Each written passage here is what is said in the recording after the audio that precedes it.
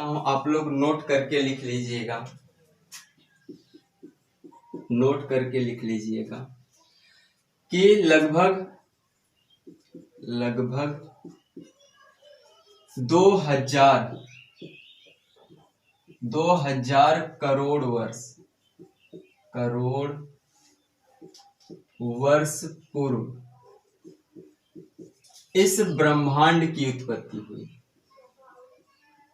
लगभग 2000 वर्ष पूर्व इस ब्रह्मांड की उत्पत्ति हुई और लगभग 450 करोड़ वर्ष पूर्व हमारे पृथ्वी की उत्पत्ति हुई। और तो 450 करोड़ वर्ष पूर्व हमारे पृथ्वी की उत्पत्ति हुई। अब बात आई कि पृथ्वी पर जीवन की उत्पत्ति कब हुई, तो लगभग 200 करोड़ वर्ष 200 करोड़ वर्ष पूर्व 200 करोड़ वर्ष पूर्व इस पृथ्वी पर जीवन की उत्पत्ति की हुई। अब देखिए यहाँ पर एक बार फिर समझ लीजिए, लगभग 2000 करोड़ वर्ष पूर्व ब्रह्मांड यानी पूरी सृष्टि की रचना हुई और 450 करोड़ वर्ष पूर्व हमारे पृथ्वी की खोज की गई और 200 करोड़ वर्ष पूर्व इस पृथ्वी पर जीवन की उत्पत्ति हुई। अब बात आती है कि इस जीवन पर हमारे पूर्वजों की, हमारे जो पहले के पूर्वज थे, उनकी उत्पत्ति या उनका जीवन कब से प्रारंभ हुआ, तो आप लोग नोट कर लीजिएगा कि लगभग 1.5 करोड़ वर्ष पूर्व इस जीवन पर या इस पृथ्वी पर हमारे पूर्वज आ चुके थे। लगभग 1.5 करोड़ वर्ष पूर्व इस पृथ्वी पर हमारे पूर्वज आ चुके थे। तो आप लोग मुझे ये बताइए कि हमारे जो पूर्वज थे वो लगभग 1.5 करोड़ वर्ष पूर्व आए थे, तब से लेकर अब तक हमारी जातीयता बनी है। किसके कारण? तब से लेकर इस पृथ्वी पर अब तक जो मनुष्य जाति की जातीयता चली आ रही है, तो वह क्यों चली आ रही है, किसके कारण चली आ रही है? तो आप लोग यहाँ पर जो शब्द दिखाई दे रहा है जनन, यही मुख्य रीजन होता है। प्रजनन के कारण ही इस पृथ्वी पर हम मनुष्य यानी हमारे जो पूर्वज 1.5 करोड़ वर्ष पूर्व आ चुके थे, उन्हीं इसी क्रिया के कारण हमारी जातीयता लगातार चलती जा रही है, बढ़ती जा रही है। यानी इस पृथ्वी पर लगातार कहीं न कहीं जीवों की जातीयता लगातार नियंत्रित है, लगातार जीवों की जातीयता बनी है, तो सिर्फ और सिर्फ प्रजनन क्रिया के द्वारा। अब हम बात करते हैं कि प्रजनन क्या होता है। प्रजनन क्या होता है?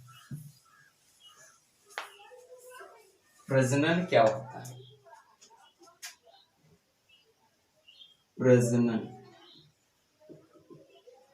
प्रजनन को दोस्तों हम इंग्लिश में कहते हैं रिप्रोडक्शन। क्या होता है रिप्रोडक्शन? तो देखो रिप्रोडक्शन जो है यह 2 शब्दों से मिलकर बना है, री और प्रोडक्शन। री का मतलब होता है पुनः, प्रोडक्शन का मतलब होता है किसी चीज का निर्माण करना। तो किस चीज का निर्माण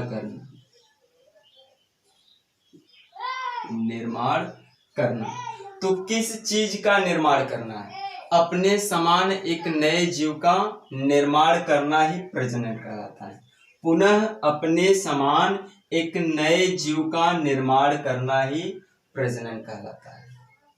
अब प्रजनन की क्या महत्व है? तो प्रजनन की महत्व हमने बता दिया है कि 1.5 करोड़ वर्ष हमारे पूर्वज इस पृथ्वी पर आ चुके थे, तब से लेकर आज तक हमारी जातीयता इस पृथ्वी पर बनी है। तो सिर्फ और सिर्फ इसी क्रियाकलाप के द्वारा, सिर्फ और सिर्फ प्रजनन के द्वारा हमारी जातीयता अभी तक इस पृथ्वी पर बनी है, अर्थात जितने भी जीव पाए जाते हैं सभी की जातीयता अगर अभी तक इस पृथ्वी पर बनी है तो सिर्फ और सिर्फ प्रजनन क्रिया के द्वारा ही बनी है।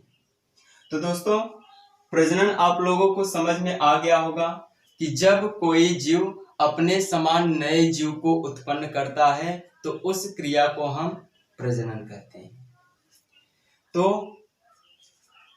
प्रजनन किसे कहते हैं? अपने समान जीवों को उत्पत्ति करना या निर्माण करना प्रजनन कहलाता है। अब हम बात करेंगे कि प्रजनन की क्या आवश्यकता होती है, प्रजनन का क्या महत्व होता है। तो प्रजनन का महत्व होता है कि अपने समान प्रजनन का महत्व, प्रजनन का निम्नलिखित महत्व है। अगर हमारी जातीयता लगातार बनी है तो सिर्फ और सिर्फ प्रजनन के कारण, यानी इससे कहीं ना कहीं जातीयता हमारी इस पृथ्वी पर लगातार जातीयता क्या होती है?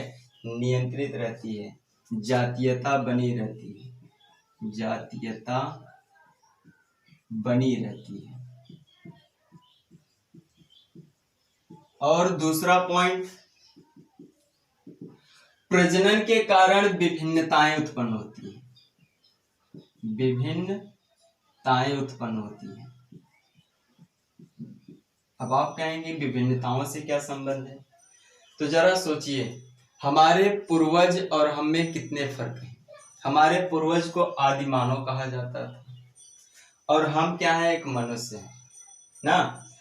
तो कहीं ना कहीं हमारे जो पूर्वज थे उनके पास बहुत ज्यादा मात्रा में बाल हुआ करते थे, पूरे मुंह में, हाथ में, यानी कोई भी अंग ऐसा नहीं था जहां पर उनके बाल नहीं हुआ करते थे ना। तो उनके पूरे अंग में क्या होते थे? बाल थे। लगातार थोड़े थोड़े उत्परिवर्तन होते होते होते होते कहीं ना कहीं हमारे चेहरे पर, हमारे शरीर में बालों की संख्या कम हो गई।